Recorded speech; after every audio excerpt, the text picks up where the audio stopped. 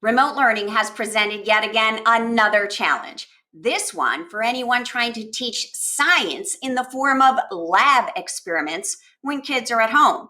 I was recently asked if I knew of any resources that would support this at-home science experiment portion of our standards. And after doing a lot of reading and research, I can appreciate the struggle. There are a lot of websites out there with at-home science experiments, but they're mostly intended for parents to do with their children on a rainy day. They don't really address the science as we teachers would in the classroom. Because teaching science is about standards, about teaching scientific principles and concepts and vocab. It's about facilitating the scientific process and guiding students step by step through the procedures. It's about fostering scientific thinking and reasoning and noting evidence and recording our thoughts. It's also about teaching our students how to use tools and instruments safely and accurately. Well, a lot of these things you can do at home are not going to include all of that. But after doing some reading and some research and some thinking, I believe you could tweak a lot of what's out there to meet science expectations. And I want to give you some thoughts in the area of two big categories. I want to first talk through how will kids experience the experiment. And then I want to talk about how we need to make it standards-based. Whatever we find, we need to make it standards-based. Okay, so let's start first with this idea of experience the experiment. Well, obviously, our goal would be that kids can do it all hands-on. So how are they going to get the materials they need? Are you going to put together kits and mail them? Are you going to deliver them? Is there a pickup and parents are going to swing through the drive-through and grab them from you? Here's what you have to be careful of. We can't make this an inequity issue. We cannot add financial burden to parents, and we want all kids to participate. So if you're not going to provide the resources, the materials they need, then we've got to be sure these are everyday household items. If you can't execute this experiment like that, then maybe you'll need to look at another way for them to experience what you're trying to teach them. Maybe there's a way to do it virtually. They use their devices and their Wi-Fi and they go on virtual tours or they participate in a simulation.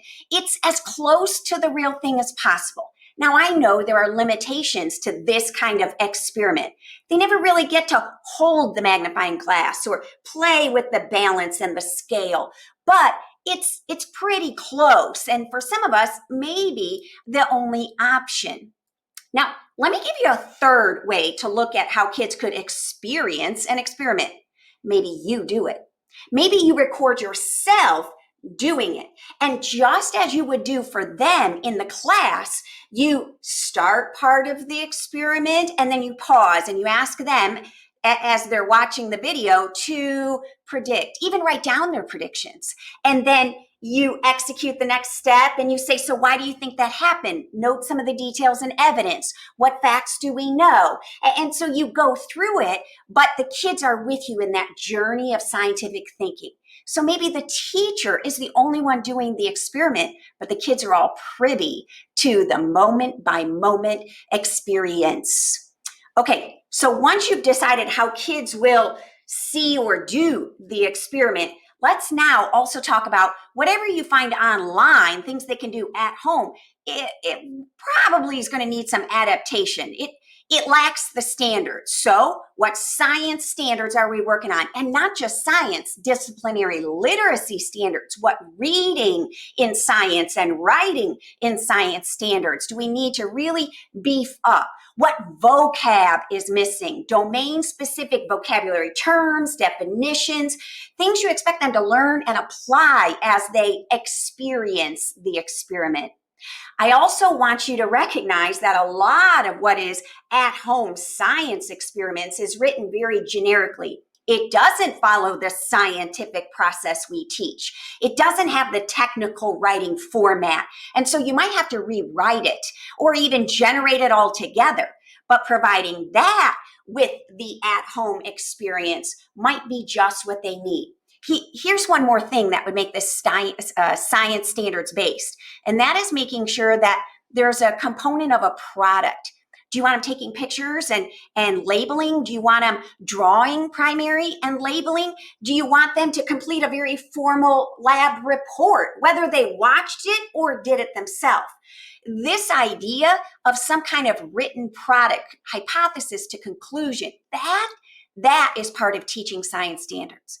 I am not a science expert, but I do believe that if you really look at how can kids experience the experiment and how can I root this in standards-based teaching, a lot of those at-home websites for science might be a good starting point.